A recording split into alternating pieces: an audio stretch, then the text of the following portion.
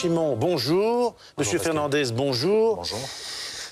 Il y a un an, vous avez perdu votre fille. Elle avait, je crois, 13 ans et demi à cause de ce stupide jeu du foulard.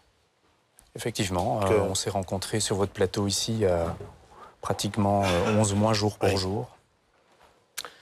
Comment est-ce qu'on vit avec ça? C'est un accident aussi stupide, absurde?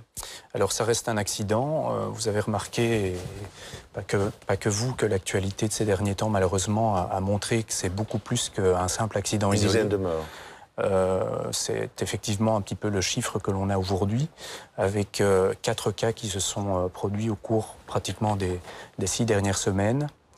C'est devenu un vrai phénomène de société dans les écoles. Nous sommes en contact régulier avec des directeurs d'établissements, avec des responsables de centres PMS, avec les autorités politiques aussi qui agissent avec nous et qui vont mettre en place un programme, je dirais, d'information réfléchi, adressé aux adultes dans un premier temps. Je crois qu'il est très important de ne pas dramatiser à outrance la situation et surtout d'insister sur les risques de ces pratiques d'étranglement. Alors, franchement, pourquoi vous avez décidé de revenir sur cette problématique? Ce qui nous a frappé, c'est qu'en un an, on est à une dizaine de victimes, comme M. Fernandez vient de le dire. Donc c'est énorme. On a parlé beaucoup de quelques cas ces dernières semaines, mais manifestement, c'est un phénomène... Mais pas comme phénomène de société. Oui. C'est un phénomène qui a pris de l'ampleur, et donc c'était très important de refaire un point avec M. Fernandez, surtout d'expliquer aussi qu'il a dû se battre pendant des mois pour qu'une campagne d'information soit menée dans les écoles. Et la bonne nouvelle, c'est que ça va avoir lieu d'ici la fin de l'année. Et vous avez dû vous battre, pourquoi? Parce que certains disaient,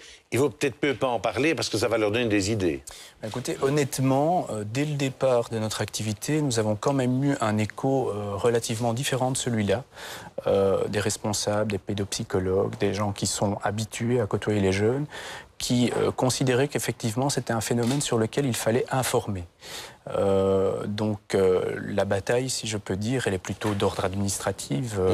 On avait pour objectif de mettre en place une brochure d'information au niveau des écoles et des centres PMS. C'est chose faite, elle est chez l'imprimeur pour le moment.